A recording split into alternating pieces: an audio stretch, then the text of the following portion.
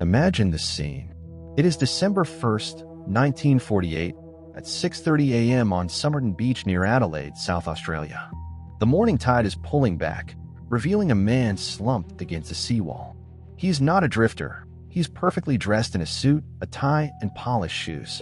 Imagine the character of the Somerton Man, a physically fit individual, aged between 40 and 50, with calf muscles so highly developed they suggest he was either a high-level dancer or an athlete.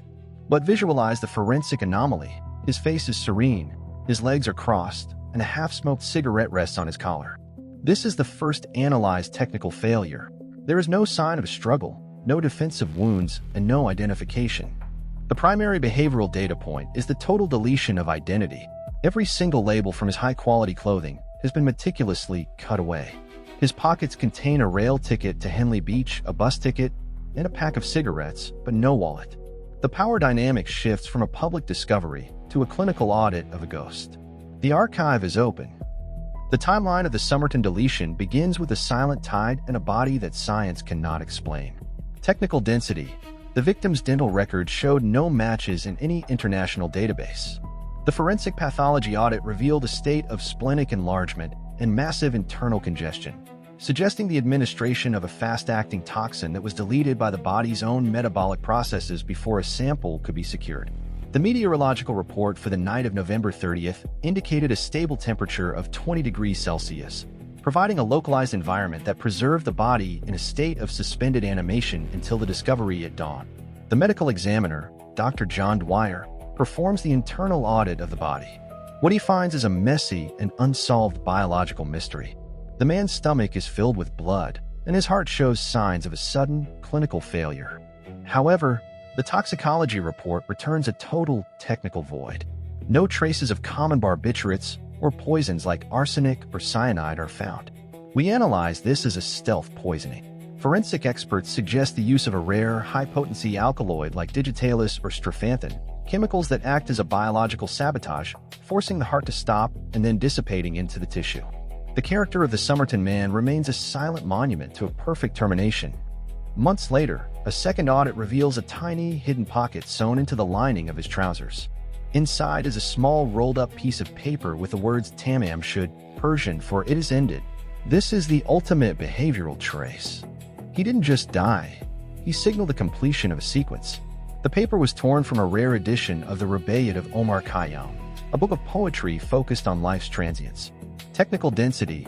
The TAMAM SHUD slip was analyzed using infrared spectroscopy to identify the paper stock, which was confirmed to be a rare grade of parchment.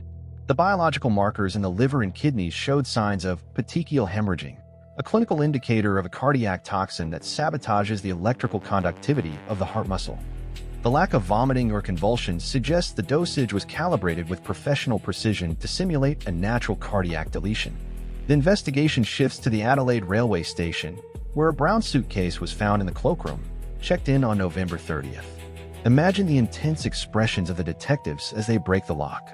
Inside is a collection of items that deepen the technical exclusion.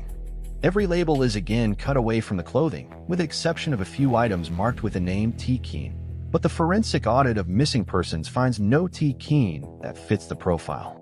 The suitcase contains technical tools, a zinc oxide screwdriver, a stenciling brush, and a table knife modified into a sharp instrument. This is the trace of a technician, a man who worked with precision and repair. Among the clothes is a spool of Barbour brand orange thread, a type not available in Australia at the time. This is a critical forensic marker, a link to a foreign environment.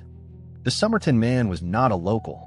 He was a global traveler who had been technically erased from his origin. The timeline suggests he checked the suitcase, bought a ticket, and then walked into his final biological deletion on the beach. Technical density. The Barbour thread was identified as a 100% Egyptian cotton variant, specifically manufactured for the UK and US markets. The T. Keen laundry marks were analyzed using ultraviolet light to detect any overwriting, confirming they were the only surviving traces of a name. The modification of the table knife showed high-level metallurgical skill, suggesting the individual possessed the technical training required for specialized electronics or mechanical maintenance. In July 1949, the rare book from which the paper was torn is finally found. A local man reports that he found it in the back seat of his car, which had been parked near Somerton Beach on the night of the death. On the back cover, imagine the discovery of a faint, penciled code. 5 lines of capital letters, some crossed out, arranged in a messy and unsolved sequence. This is the TAMAM SHUD code. For 70 years, the greatest cryptographers in the world, from the Navy to private codebreakers, have attempted to audit these letters. We analyze this as a one-time pad encryption, a severe technical sabotage of communication that can only be solved if you have a matching book.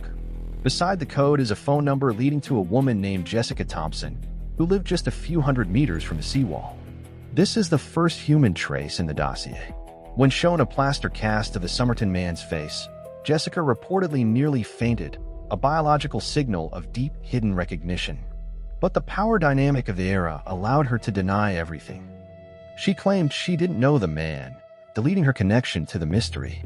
Technical density, the code WUGPRIP, IQC, and others, exhibited a frequency distribution that matched English sentence structures but remained technically unbreakable without the primary encryption key. The phone number was unlisted, a sign of high-level privacy common among intelligence personnel during the early Cold War era, suggesting the Somerton Man was part of a localized espionage circuit. The investigation remains frozen in time for decades, a cold file in the deepest Australian archives. But in the 21st century, the power of DNA technology initiates a new forensic audit.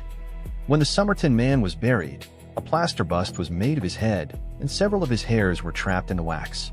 Imagine the scene in a state-of-the-art laboratory in 2022.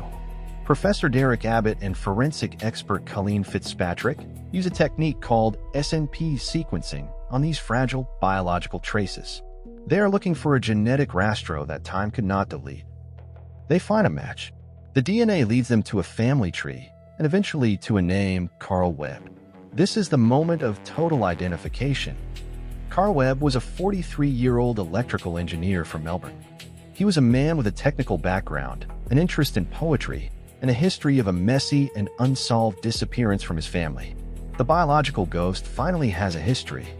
Carl Webb had deleted his life in Melbourne to reappear as a mystery on Somerton Beach. Technical density, single nucleotide polymorphism, SNP analysis allowed for the reconstruction of Carl Webb's autosomal profile, which was then cross-referenced with GED-match databases. The genetic markers confirmed an ethnic origin in the British Isles, matching the Barbour thread and the quality of the clothing found in the suitcase. The forensic genealogy audit took over a year to complete, involving the mapping of over 4,000 collateral descendants to reach a 99.9% statistical certainty. Despite the identification of Carl Webb, the technical cause of his death remains a forensic void. The exhumation of his body in 2021 provided new bone samples, but 70 years in the soil have deleted the delicate chemical traces of any poison. We are left with a clinical reconstruction of his final night. Carl Webb, an engineer with a broken heart and a cryptic book, sat on Somerton Beach, watched the sunset, and initiated his own biological shutdown. Whether it was suicide or a messy and unsolved homicide remains a point of debate. But the behavioral trace is clear. He wanted to go out in a way that left no rastro. He used his technical knowledge to strip his clothes and his mind to prepare his exit. He was a master of deletion who was eventually found by the very science he once practiced. The power dynamic between the man and the mystery has finally reached a state of forensic closure.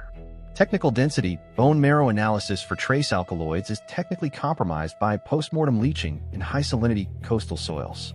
The forensic audit of the exhumed remains confirmed the developed calf structure and the dental anomalies, but the lack of a toxin residue marker means the case will technically remain death by unknown causes in the official medical record, a final victory for Carl Webb's original plan. The final minute-by-minute forensic reconstruction of Dossier 25 ends here. Carl Webb, a man who deleted his identity in 1948, only to be recovered by the DNA technology of the 21st century. The trace he left on Somerton Beach, the code, the thread, and the TAMAM SHUD paper, is a lesson in the severe power of a human being to become a ghost. The biological facts are immutable: a man found, a name recovered, and a mystery that defined an era of Australian history. The Somerton Man case remains the definitive study in total identity deletion and the power of genetic genealogy to solve the impossible. Your mind is the final piece of this investigation. Join our community by clicking the subscribe button. Help us track the traces that the tide and time hide. I am your guide through the darkness, and I will return with a new dossier very soon. Keep your mind sharp. Focus on the facts with your eyes closed. And remember, every cigarette rests on a story, and every code has a key. This is Mind 74, and we are the keepers of the cold files. The investigation is suspended, but the file remains open. Until next time. Technical density, the Carl Webb dossier, represents the transition from physical forensics to molecular forensics, marking a total recalibration of how cold cases are audited. The permanent deletion of Carl Webb's anonymity serves as a technical benchmark for the future of investigative genealogy in solving high-stakes historical disappearances.